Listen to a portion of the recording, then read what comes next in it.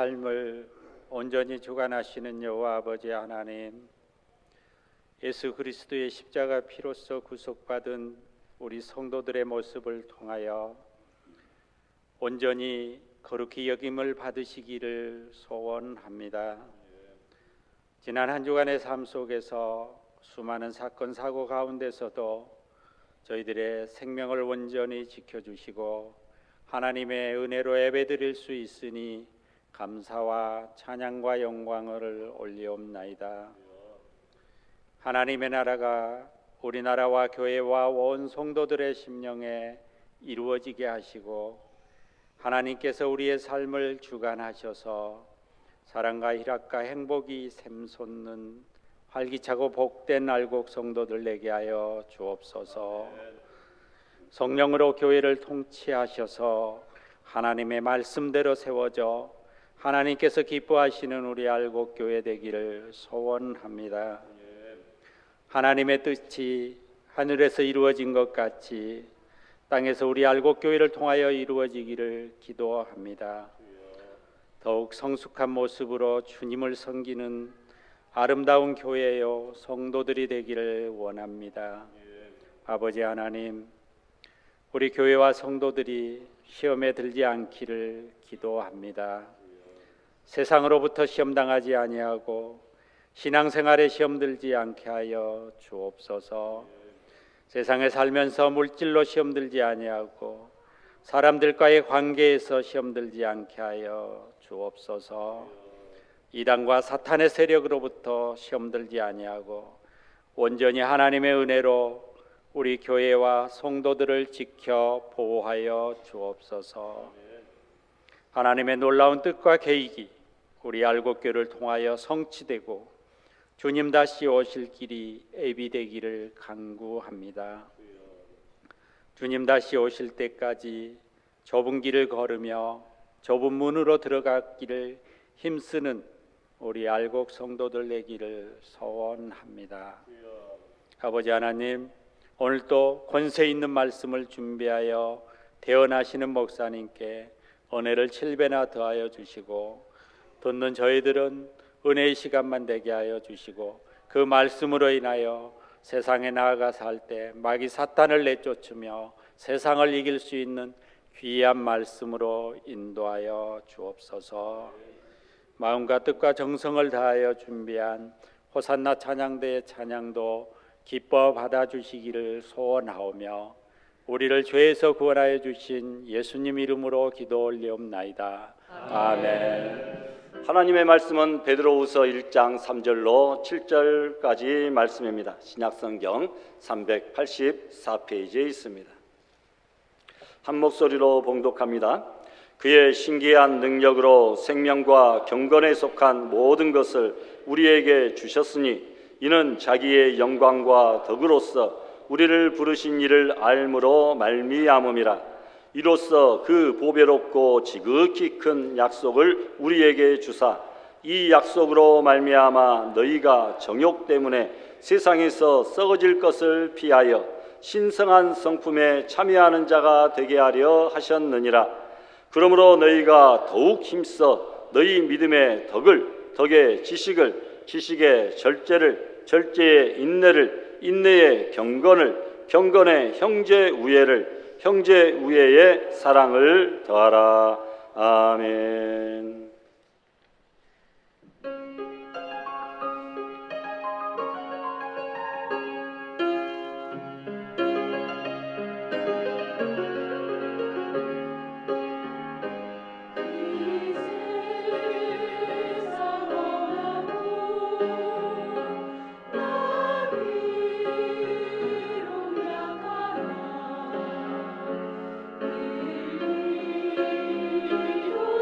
있으며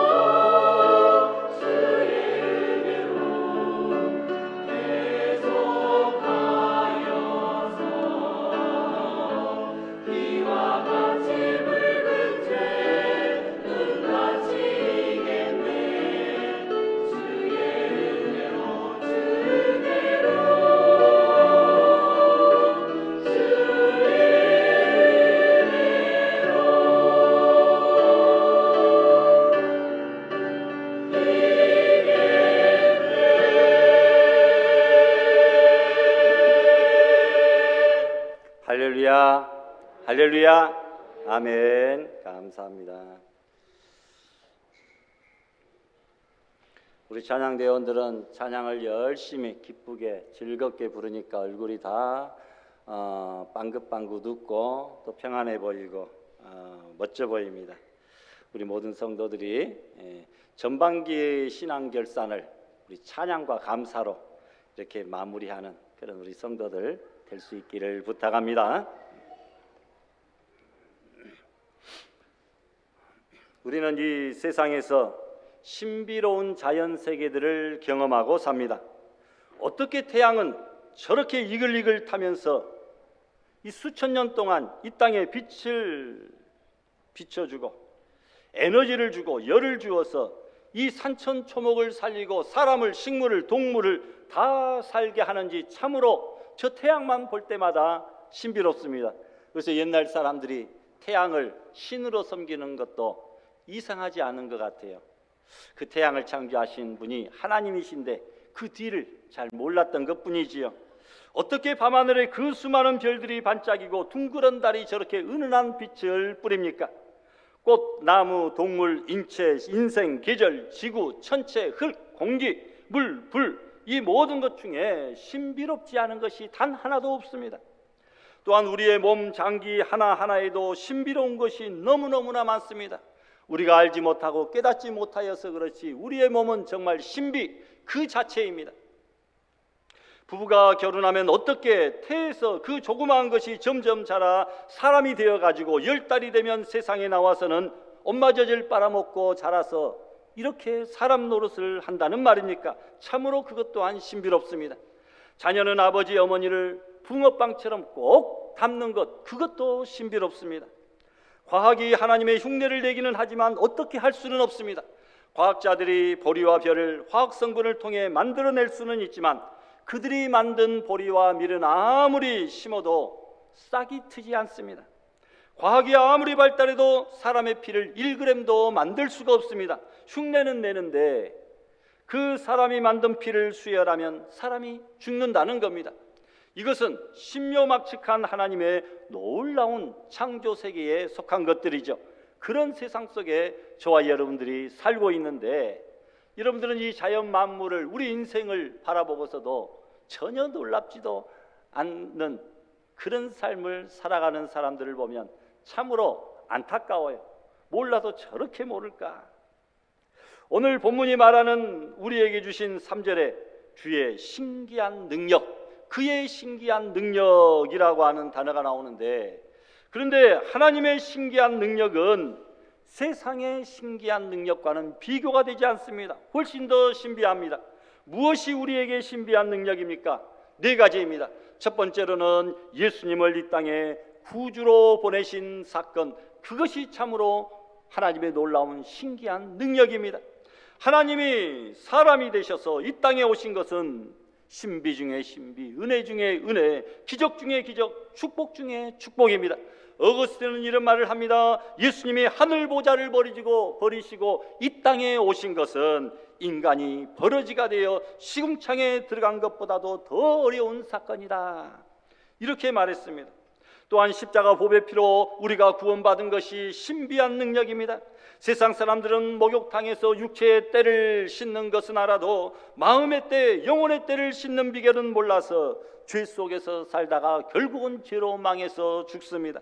그러나 우리는 신비로운 보배 피의 능력을 알아서 그 어떠한 더러운 죄도 예수님의 피로 씻음 받고 하나님의 자녀가 된 그것이 참으로 신비한 줄 믿습니다. 세 번째로는 성령의 능력이 신기한 능력입니다. 그 능력에 우리가 붙잡혀야 됩니다. 바울은 복음을 전하면서 엄청난 핍박 고난 환난에 사로잡혔습니다. 그러나 그런 어려움 속에서도 주의 일을 잘 감당했는데 그것은 자기가 아니라 주께서, 성령께서 내게 능력을 주셨기 때문이다 하면서 그분 안에서 내가 모든 것을 할 수 있었다라고 이렇게 고백을 합니다. 네 번째로는 인간이 변화받는 것도 참으로 신기한 능력입니다. 돈만 알던 삭개오를 변화시킨 것도, 포악스러운 사울을 바울 사도로 변화시킨 것도 하나님의 신기한 능력입니다. 깡패 기믹들을 부흥사 목사님으로 변화시켜 주신 주의 종으로 사용하신 것도 참으로 하나님의 놀라운 신기한 능력입니다. 우리도 변화받을 수 있습니다. 내가 변화되면 가정이 살고 교회가 살고 민족이 살 수 있습니다. 주의 종이었던 우리가 구원받아 하나님의 자녀가 된 것 전적으로 가장 놀라운 신기한 하나님의 능력인 줄 믿습니다. 두 번째로 주의 신기한 능력을 받기 위해서는 우리가 신의 성품을 배워야 됩니다. 본문에서 주의 신기한 능력을 사모하는 성도들에게 힘써 행해야 될 신앙의 덕목 8가지를 소개하면서 더욱 힘쓰라고 하는 말이 5절과 10절에 2번이나 나와 있습니다. 강조하고 있죠. 더욱 힘쓰라는 말은 더 부지런하고 더 열심을 낼 것을 의미합니다. 하나님의 성품을 담기 위해서 우리가 힘쓰고 애써야 될 신앙의 덕목들이 있다는 것이죠. 우리가 예수를 믿고 구원받아 신앙생활하는 것, 일종의 믿음의 집을 쌓는 것과 마찬가지입니다. 어떤 집을 지어야 될까요? 본문은 우리 성도들이 8층짜리 집을 지어야 된다고 말하고 있습니다. 8층짜리 믿음의 집, 힘써 갖춰야 될 신앙의 8가지 덕목이 무엇인가요? 5절에서 7절에 우리에게 말씀하고 있습니다. 너희가 더욱 힘써 믿음의 덕의 지식의 절제의 인내에 경건의 형제의 우애에 사랑을 더하라, 이렇게 말씀하고 있습니다. 그리하면 11절에 이같이 하면 우리 주 곧 구주 예수 그리스도의 영원한 나라에 들어감을 넉넉히 너희에게 주시리라 말씀하고 있습니다. 하나님 나라에 넉넉히 들어가기 위해서는 우리가 믿음의 8층 집을 쌓아야 되는데 한 층 한 층 소개해 드리겠습니다. 첫 번째로 하나님의 신기한 능력의 첫 통로는 바로 믿음입니다. 성도의 신앙생활은 믿음으로 시작합니다. 믿음은 신앙생활에 있어서 가장 기초가 되면서도 가장 중요한 것이죠. 왜냐하면 우리가 믿음으로 구원받고 믿음으로 하나님의 자녀가 되고 믿음으로 하나님을 기쁘시게 할 수 있습니다. 믿음 없이는 하나님을 기쁘시게 할 수도 없고 교회에 충성할 수 없고 형제의 사랑이나 천국을 사모할 수도 사명을 감당할 수도 없습니다. 아브라함도 믿음으로 의로 여김을 받았고 노아도 그러했으며 스데반 집사님이나 주기철, 손양원 목사님들의 순교도 바로 믿음에서 이루어진 것들입니다. 그런데 믿음은 2가지입니다. 첫째는 예수 그리스도를 나의 구주와 주님으로 믿는 구원받는 믿음이 첫 번째입니다. 두 번째는 신앙생활 가운데 주님을 의지하는 믿음, 행함이 있는 믿음, 바로 이것이 두 번째 믿음이죠.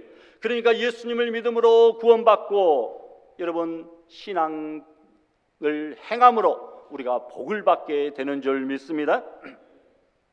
우리가 믿음에 힘써야 된다, 이 말은 두 번째 믿음, 생활 속의 믿음을 강조하고 있습니다. 야고보에서 말하는 행함이 있는 믿음, 바로 이것을 이야기하는 것이죠. 기도도 충성도 헌신도 전도도 내가 행할 때에 복이 되고 하면 할수록 더 할 수 있는 믿음과 능력과 여건들을 하나님께서 만들어 주시는 줄 믿습니다. 여러분, 교회는 다니지만 술을 끊지 못하는 한 교인이 있었습니다. 그 교인이 어느 날 밤에 술집으로 전화한다는 것이 술김에 착각하여 자기가 다니는 교회로 전화를 하였습니다. 그래도 낫죠. 교회 전화번호라도 외우고 있으니까. 요즘에는 전화번호 외울 일이 없잖아요. 다 저장되어 있으니까. 마침 그 전화를 담임 목사님이 받으셨는데 교인은 술집 주인으로 착각하고 여기 누구네 집인데 술 한 상자만 빨리 급하니까 배달해 주시오 라고 끊으려다가 목사님은 그 교인이 자기를 알아보고 여기 술집 아니고 교회입니다 라고 말하면 무안해할까 봐 모른 척 조용히 전화를 끊으려고 하는데 갑자기 교인이 그 목사님 소리를 알아듣고서는 한다는 말이, 아니 목사님, 이 시간에 목사님이 왜 술집에 계십니까? 라고 질문을 하더라는 겁니다. 목사님께서 이 시간에 술집은 웬일이세요? 누가 잘못됐습니까? 여러분, 세상 붙잡고 사는 것이 아니라 우리는 믿음 붙잡고 살아야 되고 은혜 붙잡고 살아야 됩니다. 교회 붙잡고 살고 신앙 붙잡고 살아야 됩니다. 예배가 실패하면 전부가 실패하고 믿음에 실패하면 모든 것이 실패할 수밖에 없습니다. 우리는 믿음 생활로 승리해야 됩니다. 또한 하나님의 신기한 능력의 두 번째 통로는 바로 덕입니다. 어떤 사람은 믿음은 좋은데 덕이 없습니다. 그래서 사람들에게 본이 되지 못하고 오히려 그리스도의 이름을 욕되게 하는 경우가 있습니다. 기도하고 찬송하고 교회 생활에 열심 내는 것도 중요한데 믿음 위에다가 덕을 세워야 됩니다. 어떤 사람이 덕을 세울 수 있습니까? 아브라함은 조카 롯과 분가를 하여야 합니다. 그는 큰아버지로서 윗사람으로서 먼저 좋은 장소를 택할 수 있는 기득권이 있었습니다. 그런데 조카 롯에게 먼저 좋은 것을 택하라 양보를 합니다. 이것이 바로 그리스도인의 덕입니다. 그리스도인은 믿음 위에 이런 아름다운 덕이 있어야 될 줄 믿습니다. 우리들은 말로써 덕을 세워야 됩니다. 우리의 혀를, 우리의 입술을 하나님의 영광을 위해서 사용하면 축복과 생명이 넘치지만 사탄에게 이용당해 사용하게 되면 원망과 불평, 저주, 악담, 혈기, 분노 이런 것들이 가득하게 됩니다. 믿음의 덕을 세우기 위해서는 항상 선한 말, 듣는 자들에게 은혜를 끼치는 말을 하기 위해서 힘써야 된다는 것이죠. 가끔 교회에서 보면 믿음은 열심은 있으나 덕이 없는 그런 사람들이 있습니다. 남에게 유익 주지 못하고 상처만 입힙니다. 남을 칭찬을 못하고 항상 흉만 늘어놓습니다. 하지만 덕이 있는 믿음의 사람들은 똑같은 말을 하는데도 그 사람 말에는 다른 사람들이 상처를 받지 아니하고 도리어 고마워합니다. 무엇이 다릅니까? 바로 덕이 있느냐 없느냐 그 차이입니다. 혀는 어떻게 사용하느냐에 따라서 선하게도 악하게도 사용이 되어집니다.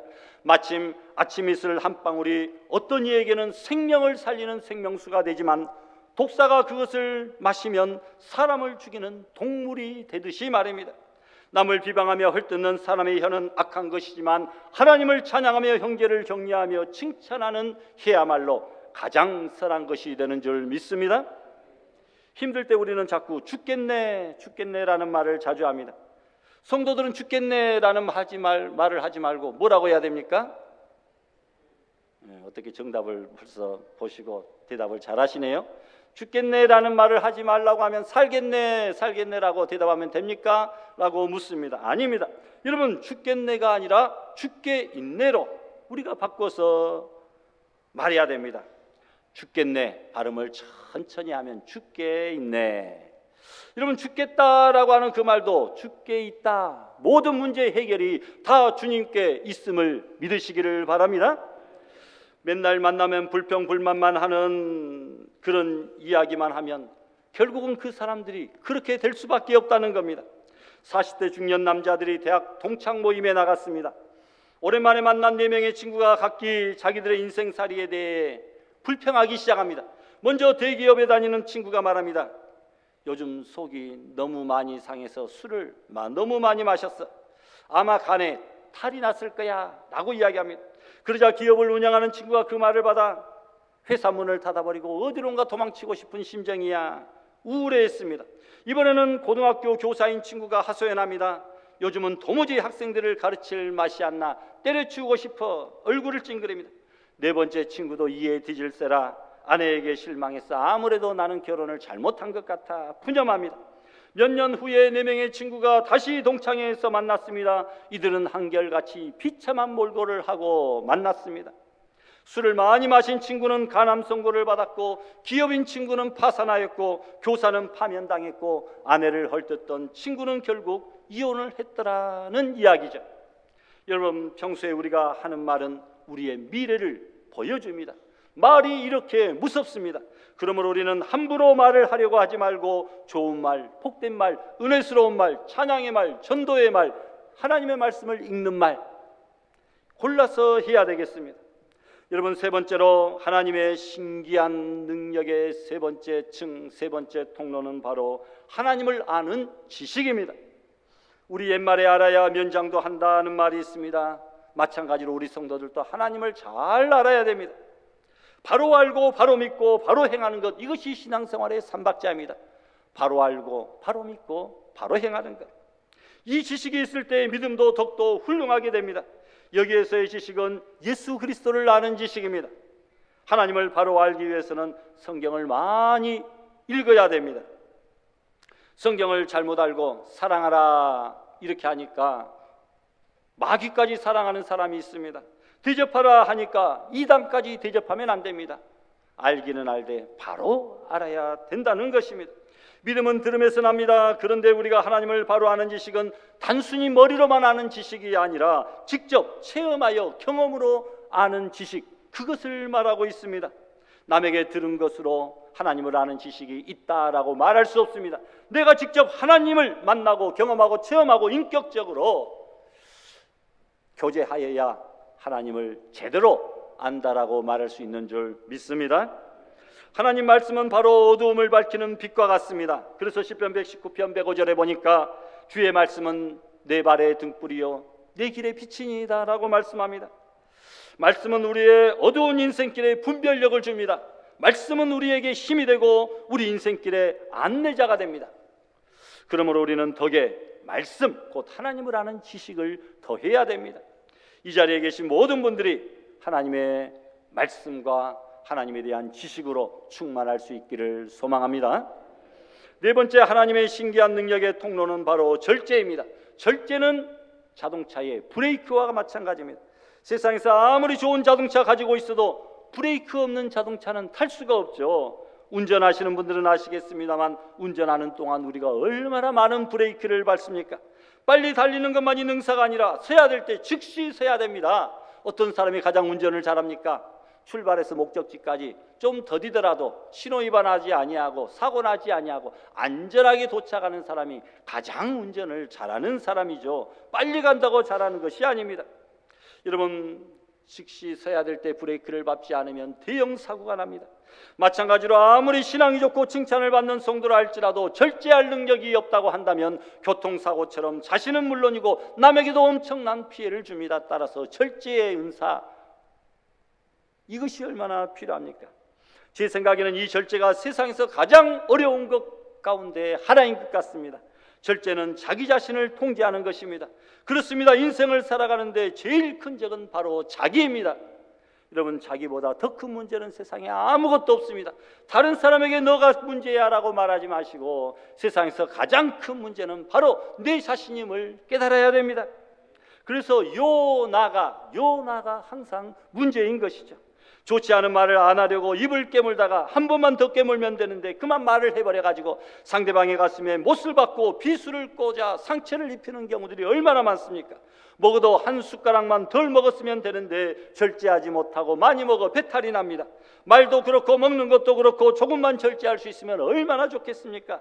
그래서 주님은 자기를 따르는 제자의 첫 번째 조건이 바로 절제, 자기를 부인하고 자기 십자가를 지고 나를 따르라고 말씀하고 있습니다.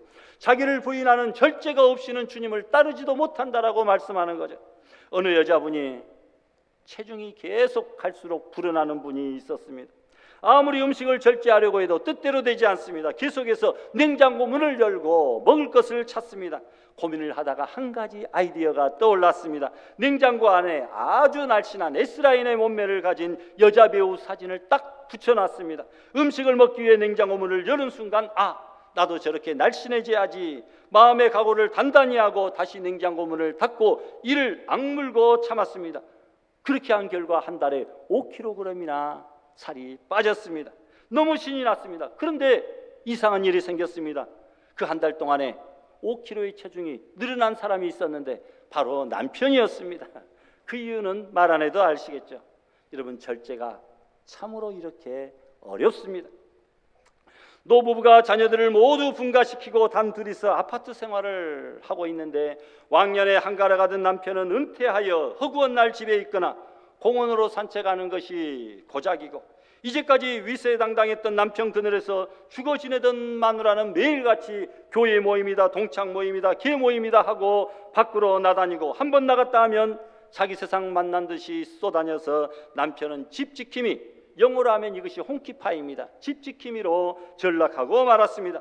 그런데 마누라가 외출할 때마다 집을 나서면서 남편에게 한다는 말이 까불지 말라는 겁니다. 그렇지 않아도 주눅이 들어있는 남편에게 까불지 말라, 이런 마누라가 어디 있단 말입니까? 그런데 그 내용을 알고 보면 나무랄 것도 아닙니다. 까는 뭡니까? 가스 조심하고, 불 조심하고, 지는요 지퍼 단단히 올리고, 말은요 말 조심하여 다투지 말고, 라는요 저녁은 기다리지 말고 라면 끓여 먹으세요. 아주 좋은 말 아닙니까? 사고치지 말고 집에서 안전하게 집 잘 지키고 계시라고 신신당부하는 아내의 말이 까불지 말라 인 것입니다.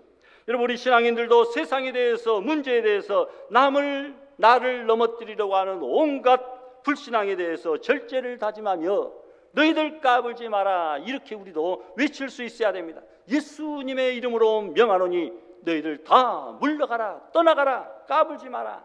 원수들에게 외치며 내 자신이 말씀으로, 신앙으로 날마다 절제할 수 있기를 바랍니다. 어느 날 한 예비군 훈련장에서 중대장이 물었습니다. 여러분들 가정에서 어떤 결정을 할 때 아내 말을 잘 듣는 사람은 전부 다 오른쪽으로 가서 앉으십시오 라고 말하니까 예비군 350명 중에 단 한 명만이 왼쪽에 남아있고 전부 다 오른쪽으로 가서 앉더라는 것입니다. 그때 중대장이 왼쪽에 있는 사람에게 묻습니다. 거기 혼자 당당하게 있는 모습이 부럽네요. 어떻게 아내를 휘어잡을 수 있습니까? 비결을 알려주시오. 그럴 때 그가 그렇게 말합니다. 그게 아니라 제 아내가 사람 많은 데 가면 큰일 난다고 해서 그냥 없는 쪽에 이렇게 앉아있을 뿐입니다 라고 대답합니다. 애처가를 넘어서 아예 그 어떤 누구보다도 공처가죠. 나이 들면 전부 다 애처가, 공처가가 될 수밖에 없고, 그렇게 사는 것이 그냥 가정의 평화를 지키고 건강하게 행복하게 사는 비결이다, 뭐 이런 결론 아니겠습니까? 여러분, 아내 말에도 사람 말에도 이렇게 순종한다면 하나님 말에는 더더욱 순종하며 절제하며 살아가는 우리 성도들이 되시기를 바랍니다. 그래서 잠언 16장 32절에 노하기를 더디하는 자는 용사와도 같다, 자기의 마음을 다스리는 자는 성을 빼앗는 자보다 낫다라고 말합니다. 감정을 잘 다스리는 사람, 자기를 잘 다스리며 절제하는 사람은 용사보다 낫고 성을 빼앗는 자보다도 더 크다, 이런 말씀이죠. 고린도전서 9장에 내가 내 몸을 쳐 복종하게 하면 내가 남에게 전파한 후에 자기가 도리어 버림받을까 두려워함이라. 네 자신을 말씀으로 쳐서 복종해야 된다라고 말씀합니다. 절제의 성품을 소유하시는 알곡 성도들이 되시기를 부탁합니다. 하나님의 신기한 능력의 다섯 번째 통로는 바로 인내입니다. 인내가 얼마나 귀한지 모릅니다. 매사에 인내가 있어야 됩니다. 그런데 신앙생활을 하면서 많은 사람들이 인내하지 못하고 쉽게 불평하고 원망을 터뜨리는 경우가 참으로 많습니다. 그러나 성도는 참기 어려운 힘든 일 앞에서도 십자가를 지고 침묵과 순종으로 앞으로 나아가야 됩니다. 성경은 환난이 인내를 가져다 준다고 했습니다. 신앙생활하면서 많은 환난을 겪은 성도만이 가질 수 있는 축복, 바로 그것이 인내입니다. 환난을 통하여 인내를 배우게 되는 것이죠. 야고보서 1장 12절에 시험을 참는 자는 복이 있도다, 이것이 옳다 인정하심을 받은 후에 주께서 자기를 사랑하는 자들에게 약속하신 생명의 면류관을 얻게 된다. 시험을 끝까지 참고 인내하면 생명의 면류관이다 약속하고 계십니다. 하나님도 죄인된 우리들을 끝까지 인내하여 자녀 삼아주시고 예수님도 십자가를 지시기까지 인내하여 우리를 구원해 주신 줄 믿으시길 바랍니다. 여섯 번째, 하나님의 신기한 능력의 통로는 바로 경건입니다. 경건이란 하나님에 대한 인간의 올바른 태도를 말합니다. 하나님으로 가득 찼다라는 것이 경건을 쉽게 풀이한 말입니다. 경건한 사람은 누워서도 하나님, 일어나서도 하나님, 앉아서도 하나님, 서서도 하나님, 먹든지 마시든지 하나님밖에 없습니다. 걸어가도 하나님, 뛰어가도 하나님, 넘어져도 하나님입니다. 그리고 올라가도 하나님, 내려가도 하나님, 성공해도 실패해도 하나님이라는 것이죠. 다윗이 바로 그런 사람입니다. 다윗이 붓을 들고 입을 열기만 하면 그 첫 마디가 바로 여호와입니다. 여호와는 나의 빛이요, 여호와는 나의 산성이시요, 여호와는 나의 목자시요, 여호와는 나의 방패시라. 시편 18편에 말하고 있습니다. 분만 들면 여호와, 말만 하면 여호와, 이것이 바로 경건입니다. 하나님으로 가득 찼다라고 하는 증거인 것입니다. 예수 천당만 외치고 다니신 분으로 유명한 김익두 목사님이 있습니다. 신앙을 포기하려고 옥중에서 매를 맞고 고문을 당하면서도 그는 매를 맞을 때마다 예수 천당, 예수 천당 외쳤다는 겁니다. 그러면서 일본 순사에게 말합니다. 아무리 나를 때려보시오, 내가 예수를 변절할 수가 있겠습니까? 나는 내 속에 예수님으로 가득 찼기 때문에 나를 때리면 때릴수록 나는 예수 천당이라고만 외칠 수밖에 없습니다 라고 대답을 합니다. 여러분, 그것을 베드로는 거룩한 행실이라, 경건이 거룩한 행실이라, 하나님 앞에 구별된 행실을 말하고 있습니다. 사도행전 10장에 보니까 로마의 백부장 고넬료를 가리켜서 경건한 사람이라, 경건한 사람이라고 이야기했습니다. 디모데후서 3장에 보니까 경건의 모양은 있으나 경건의 능력은 부인하면 이 같은 자들에게서 너는 돌아서라. 경건의 능력을 부인하고 경건의 모양만 있는 자들을 멀리 떠나라고 말합니다. 그런데 우리는 오늘날 경건의 모양조차도 갖추기가 참으로 어렵지 않습니까? 바리새인과 사두개인들은 경건의 능력은 없어도 경건의 모양은 얼마든지 차고 넘쳤는데 오늘 우리는 사두개인들보다도 바리새인들보다도 못한 삶을 살고 있습니다. 경건의 능력은커녕 경건의 모양마저도, 성도의 기본적인 소양마저도 갖추지 못한 안타까운 모습들을 우리가 바라볼 때 얼마나 안타깝습니까? 여러분, 이 경건은 세 가지가 있어야 됩니다. 하나님 앞에서의 경건, 요셉처럼 신전의식이 있어야 됩니다. 그리고 이웃들 앞에서의 경건, 저 사람은 정말 목사야, 저 사람은 정말 권사야, 장로야, 집사야, 성도야, 이런 인정을 받아야 됩니다. 초대교회 안디옥 교회 성도들이 처음으로 그리스도인이라고 하는 칭호를 받았습니다. 그들은 그리스도인답게 살았기 때문에 세상 사람들이 저 사람들은 그리스도인이다 인정을 했습니다. 세 번째로 여러분, 내 자신과의 경건이 이루어져야 됩니다. 누가 뭐래도 내 자신은 내가 가장 잘 알고 있다라는 것이죠. 여러분, 경건한 삶을 살 때에 많은 핍박과 시련이 닥칠 것입니다만 세상과 타협하지 아니하고 제약에 물들지 아니하는 경건하게 살려고 하는 사람들을 하나님께서는 놀랍게 축복하여 주실 줄 믿습니다. 일곱 번째, 하나님의 신기한 능력은 형제의 우애입니다. 곧 이웃사랑입니다. 우리가 신앙생활하면서 범하기 쉬운 죄 중에 하나, 하나님과의 관계, 수직적인 관계는 좋은데 사람들과의 관계, 수평적인 관계가 엉터리 같은 좋지 않은 성도들이 있습니다. 수직과 수평, 하나님과 이웃 똑같이 사랑해야 되고 똑같이 좋은 관계 맺어야 됩니다. 여러분, 하나님을 사랑하기 전에 먼저 사람을 사랑해야 됩니다. 사도 요한은 요한일서 4장 20절에 누구든지 하나님을 사랑하노라 하고 그 형제 미워하면 이는 거짓말하는 자니 보는 바 형제를 사랑치 아니하는 자가 어떻게 보이지 않는 하나님을 사랑할 수 있느냐? 결코 없다, 안 된다라고 말하고 있습니다. 성도끼리, 이웃끼리, 사람끼리 서로 사랑할 때에 비로소 우리는 하나님의 놀라운 사랑 안에 거할 수 있게 되는 줄 믿습니다. 시편 133편 보니까 형제 사랑에 대한 찬양과 축복에 대해서 말씀합니다. 우리 같이 한번 봉독할까요? 형제가 연합하여 동거함이 어찌 그리 선하고 아름다운고 머리에 있는 보배로운 기름이 수염 곧 아론의 수염에 흘러서 그 옷깃까지 내림같고 헐몬에 있으리 시온의 산들에 내림같도다. 아멘. 형제연합의 아름다움을 대제사장의 수염에 흐르는 향유 같다고 말합니다. 지극히 아름다운 향내를 나타내는 최상급 향유. 또 형제연합의 아름다움을 헐몬산에 있으리 시온의 산들에 내림 같다고 말합니다.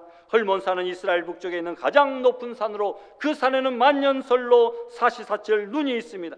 비가 오지 않는 건기 때에 헐몬산에 눈이 녹아 흘러내려서 이스라엘을 평온을 적셔주는 생명수가 됩니다. 그래서 이스라엘 백성들이 하나님의 축복을 노래할 때 헐몬산에 이슬과도 같다 이렇게 말합니다. 여러분, 형제 우애의 힘쓰므로 이 놀라운 복을 받아 누리시기를 바랍니다. 마지막, 하나님의 신기한 능력의 축복의 통로는 바로 사랑입니다.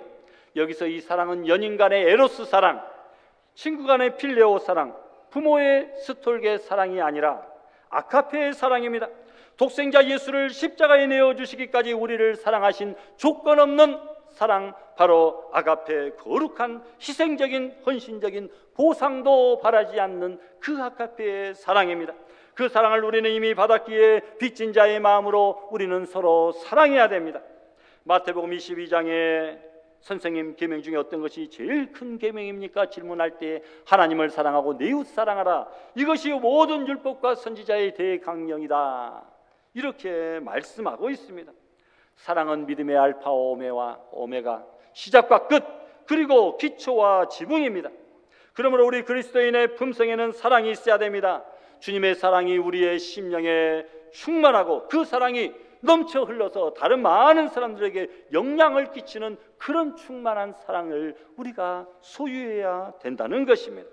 이제 말씀을 맺습니다. 8절에 보니까 이런 8가지 신앙의 덕목 가진 자들에게는 풍성한 영적인 열매가 있다. 풍성한 영적인 열매가 있다라고 8절에서 말씀하고 있습니다. 아름다운 신앙의 덕목을 가지심으로 생명의 열매, 빛의 열매, 사랑의 열매, 성령의 열매가 주렁주렁 맺혀지는 그런 성도들 되시기를 바랍니다. 그러나 반대로 이런 8가지 덕목이 없는 사람은 9절에 보니까 맹인이 된다. 맹인이 된다. 멀리 보지 못한다라는 것입니다. 여러분, 하나님의 성품에 관한 신앙의 모습들이 없는 성도는 멀리 볼 수 없는 신앙의 맹인이 되어가지고 하늘의 신령한 은혜와 저 놀라운 축복들을 바라보지 못하고 땅에 있는 것들만 바라보면서 짐승처럼 살게 된다 라고 말씀합니다. 또한 10절에 언제든지 실족하지 아니하리라. 8가지 신앙의 말씀을 굳게 가져야 우리가 넘어지지 아니하고 실패하지 않고 시험 들지 않는다고 말씀합니다. 11절에 더욱더 중요한 것이 있습니다. 이같이 하면, 이 8가지 신의 성품에 참여하면 우리 주 곧 구주 예수 그리스도의 영원한 나라에 들어감을 넉넉히 너희에게 주시리라고 말씀하고 있습니다. 우리의 신앙의 포커스는 천국 새하늘과 새 땅이죠. 우리 성도들은 그곳을 바라보며 신앙생활합니다. 8가지 아름다운 신의 성품, 신앙의 덕목을 소유하심으로 말미암아 새하늘과 새 땅, 저 아름다운 영원한 천국에서 만복하시는 하나님의 놀라운 능력을 받아 누리며 승리하며 살아가는 복된 성도들이 다 될 수 있기를 주님의 이름으로 축원합니다. 주심